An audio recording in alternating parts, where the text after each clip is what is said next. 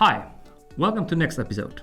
Today we'll discuss key benefits and features of rePOWDER, ultrasonic atomizer created by AMAZEMET.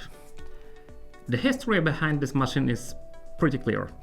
That was initially a tool for our team at Warsaw University of Technology. We needed to create spherical powders. The main reason to have it was to accelerate our research with new alloys development.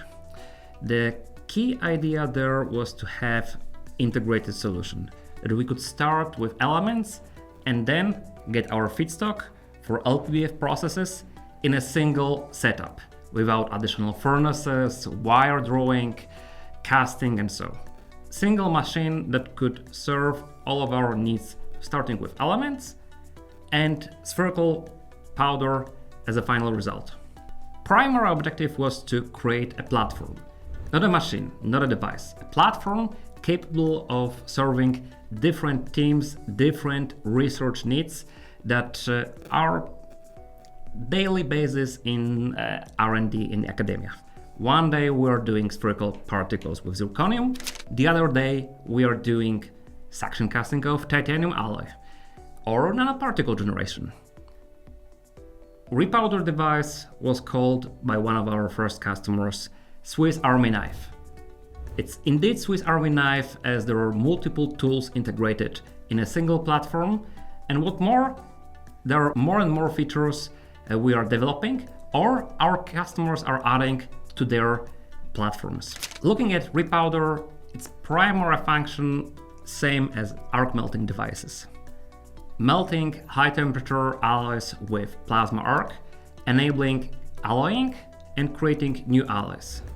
If we add ultrasounds, we can use it for ultrasonic atomization and nanoparticle generation. It can be also used to recycle material which was previously processed via 3D printing technologies, creating a closed loop cycle within a single platform. The same platform also employs induction melting and can be used for other alloys such as copper or aluminum systems.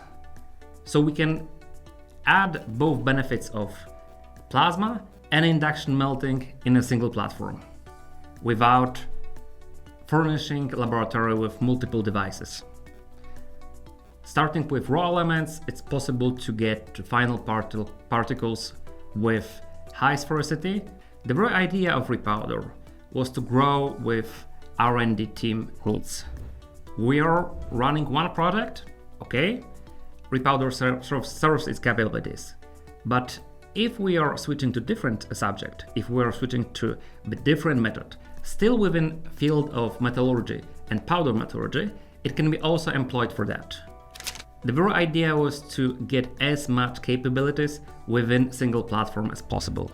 One of the most important features we kept during design of rePOWDER was flexibility. For example, various feedstocks can be used in rePOWDER system, starting with wires or powders for continuous feeding, but also pellets and bars if we are talking about pre-alloying and bar drawing. It is also possible to use, for example, failed printouts as a recycling option in rePOWDER. Our lab is processing multiple different elements in strangest forms possible. As a platform, we have dedicated tools, dedicated feeders for various shapes. For example, wire has a dedicated feeder capable of continuous operation, while powder has our upgrade we call powder to powder, where we can process powders or powder blends also in continuous manner. The very goal of rePOWDER is to accelerate research and development within metallurgy and powder metallurgy field.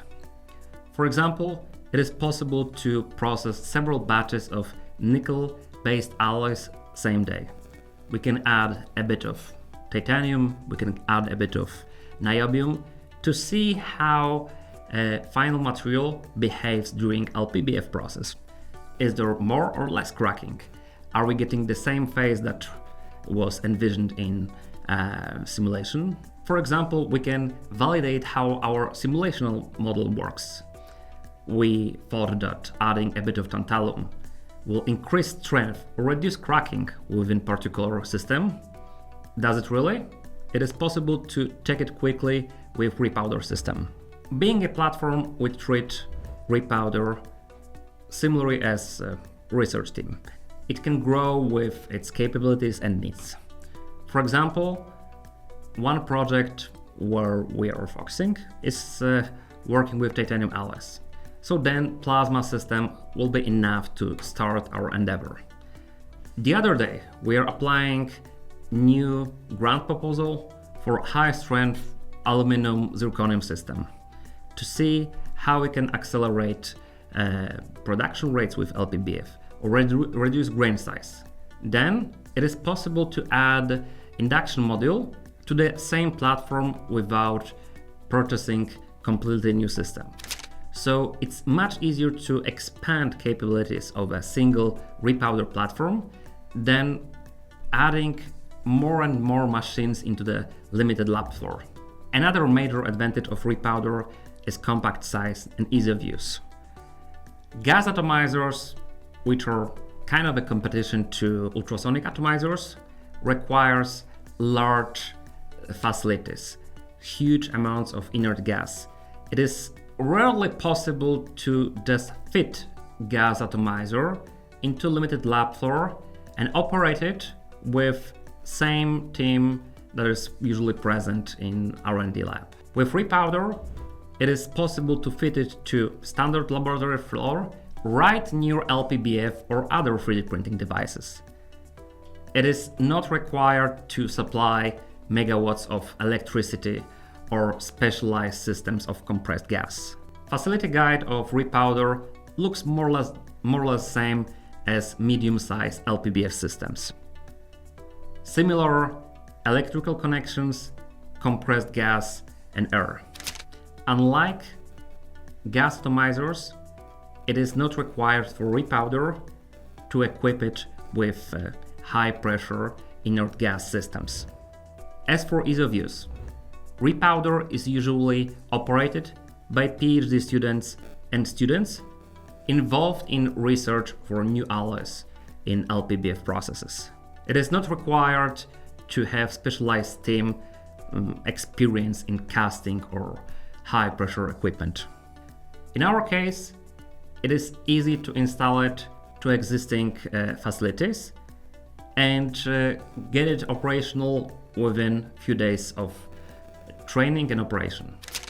The rePOWDER ultrasonic atomization platform is designed as an end-to-end solution, end-to-end tool for researchers working within material science, powder metallurgy, and advanced materials.